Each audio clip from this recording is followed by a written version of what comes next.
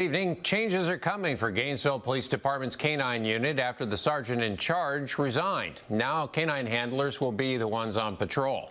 TV 20's Zilali Salaje tells us why some residents believe it's time to revisit their protocol. The K-9 program is real important to us. Gainesville Police Department's K-9 handlers will temporarily be shifting to patrol duty. This comes after the supervisor of the K-9 unit resigned. What we're going to do is look for a new person to supervise that unit.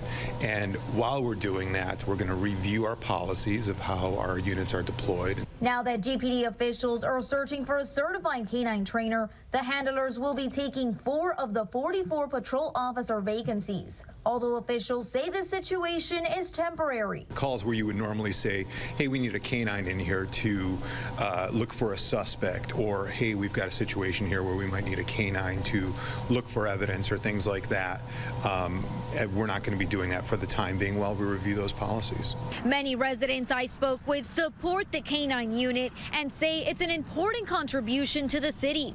Other residents agree with this, but say GPD K-9 handlers should follow the right protocol when working with these dogs. And I think the K-9 units are useful. I think that a reassessment, especially after what happened here in Gainesville, is appropriate. The unit faced criticism following the arrest of Terrell Bradley. He lost his eye while being apprehended by a K-9 officer after running from a traffic stop in July. Officers say they hope to find the right fit to supervise the K-9 unit. The officer will still stay with their dog. They'll be doing patrol duties, but they will just not be using the dog as a tool that we use. That's a real important tool for us. Fraternal Order of Police officials sent a statement saying they are standing behind GPD's K-9 unit.